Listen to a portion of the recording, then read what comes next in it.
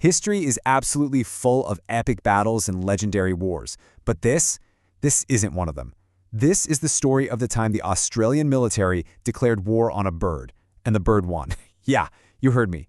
Today we're diving into the unbelievably strange and, let's be honest, pretty hilarious story of the Great Emu War. I know what you're thinking. There's just no way that's real, but it is. We're talking about a formal military operation launched against 20,000 flightless birds, and somehow it all ended in a spectacular, feathered victory for the emus. So the big question is, how on earth did this actually happen? To get it, you have to picture this. It's 1932, deep in Western Australia. The whole world is in the grip of the Great Depression. And in Australia, thousands of World War I vets have been given patches of farmland to start their lives over. It was a really tough existence, and believe me, it was about to get a whole lot tougher. So a really severe drought hits the Australian interior, creating this perfect storm. It forces a gigantic migration of native emus out from the center of the country, and they're headed directly for the newly cultivated lands where these farmers are. I mean, to an emu, these farms with all their fresh water and wheat crops, it was like an all-you-can-eat buffet. And we are not talking about a few birds here and there. We're talking about an army. An estimated 20,000 emus swarmed the region. They trampled fences, they devoured and destroyed entire crops. They literally threatened to wipe out the livelihoods of these farmers who were already struggling just to get by. The farmers were completely desperate. So a group of these ex-soldiers goes to the government with a pretty unusual request. They asked for machine guns. And the wildest part?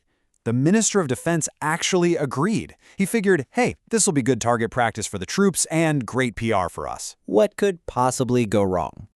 And with that, the government sends in Major GPW Meredith, leading a small unit of soldiers.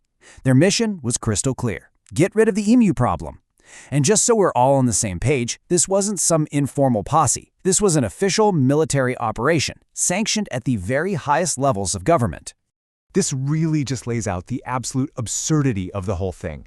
In one corner, you have the invader, a large, flightless bird that can run at 50 miles per hour and moves in completely erratic ways. And in the other corner, you have a modern military force, armed with 2 Lewis machine guns and 10,000 rounds of ammunition. On paper, this should have been a complete slaughter. But, well, the emus hadn't read the script. The very first attempt to engage them was a total disaster. The soldiers set up their guns, ready to go. But the second they opened fire, the emus didn't panic like you'd expect. Instead, the huge flock just scattered into countless small groups, running in every direction at once, making them totally impossible targets for the machine guns. And this timeline just shows how quickly the whole thing became a fiasco. After that first failure on November 2nd, they tried an ambush a couple days later. That failed too. By November 8th, the story was all over the newspapers, and the military pulled out in embarrassment. But after the farmers complained, they were sent back in, only to give up for good just a month later. It turns out, completely by accident, the emus had perfected guerrilla warfare. They practiced divide and conquer every time they scattered. Their incredible speed made them impossible to track. And get this, soldiers actually reported that the birds' feathers and skin were like armor, with bullets just glancing off them. In the end, they just outlasted the army's will to fight. And all of this leads to the final, humiliating score.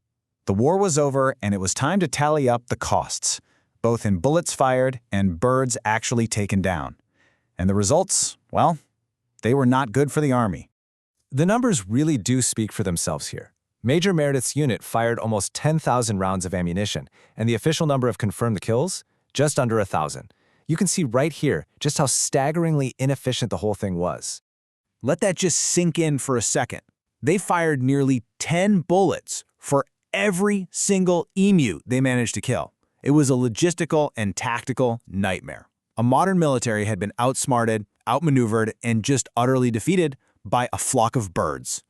As you can imagine, the press had an absolute field day with this. This quote from an ornithologist at the time just nails it. He joked that the emus were using tactics like Zulu warriors. Even Major Meredith, the commander, had to give his enemy grudging respect, saying, if we had a military division with the bullet-carrying capacity of these birds, it would face any army in the world. So what's the lasting legacy of this weird and comical little war? Well, it's more than just a funny footnote in a history book. It actually teaches us some pretty timeless lessons about the limits of our own power and our best-laid plans. I think the main lesson is pretty simple. Trying to solve a problem of nature with machine guns is, well, it's often a fool's errand. Nature is just way more resilient and unpredictable than we ever give it credit for. In the end, what actually solved the problem? Not a war.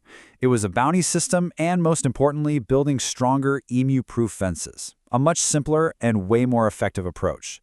The Great Emu War became a running joke, but also a powerful cautionary tale. And that really leaves us with this final thought. The Great Emu War is a perfect, if hilarious, example of what happens when our very serious, very organized plans run smack into the chaotic and unpredictable force of the natural world. Sometimes, nature just gets the last laugh. Thanks for joining me on this explainer.